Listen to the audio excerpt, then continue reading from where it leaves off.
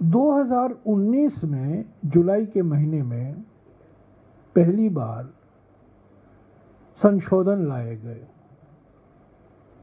ये सूचना का अधिकार अधिनियम पहली बार 2005 से 2013 तक सही ढंग से लागू हो रहा था। आरटीआई बड़े उत्साह के साथ लाखों लोग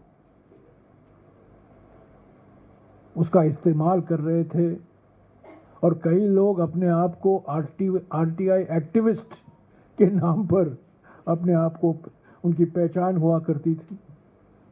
और आरटीआई से एक दबाव आया प्रशासन पर 2004 से लेकर 2005 से लेकर 2013 तक।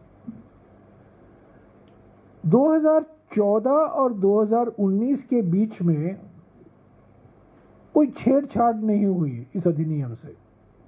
अधिनियम लागू होता रहा, पर 2019 जुलाई के महीने में पहली बार महत्वपूर्ण संशोधन लाए गए इस अधिनियम में।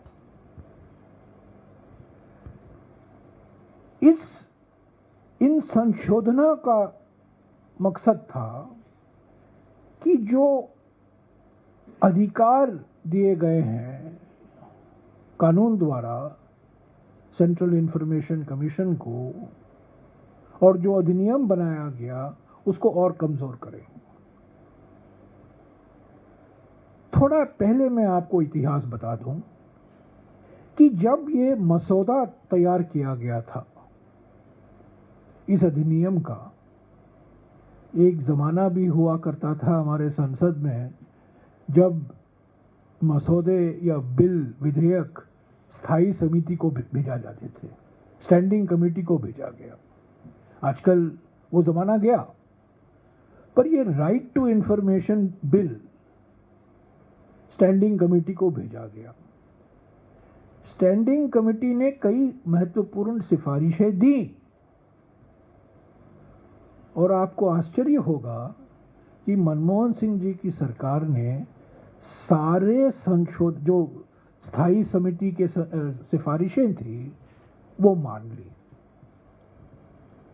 और जब कानून पारित हुआ सर्वसम्मति से लोकसभा में और राज्यसभा में, वो बिल जो पारित हुआ, वो जो स्टैंडिंग कमेटी ने संशोधन की मांग की थी, उन संशोधनों के बाद ही वो पारित हुआ।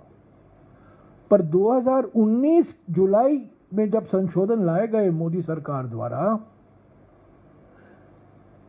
जो संशोधन स्थायी कमेटी ने बताई थी उसको नकारा। और मैं आपको बताना चाहता हूं, आश्चर्य की बात है कि उस स्थायी समिति के सदस्य कौन कौन थे। बीजेपी से लोकसभा में प्रोफेसर विजय कुमार मल्होत्रा, बड़े वरिष्ठ नेता,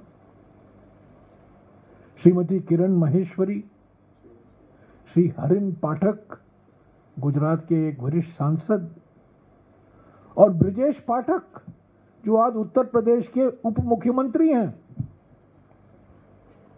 ये लोकसभा से इस स्टैंडिंग कमेटी के सदस्य थे। और राज्यसभा में देखिए कौन कौन लोग इस समिति के सदस्य थे। बाल आप्टे, वो बड़े वरिष्ठ बीजेपी के नेता थे। और सबसे महत्वपूर्ण बात, एक और सांसद जो इस समिति के सदस्य थे, सम्मानित रामनाथ कोविंद जी, जो हमारे देश के राष्ट्रपति बने, वो इस स्टैंडिंग कमेटी के सदस्य थे, जिन्होंने उस बिल जब पेश किया गया था मनमोहन सिंह जी की सरकार द्वारा, उस बिल में संशोधन करने की सिफारिश की थी। और 2019 को मोदी सरकार ने रामनाथ कोविंद वाली सदस्य की समिति के संशोधनों को निकाला। तो पहला धक्का आरटीआई को जुलाई 2019 को मिला।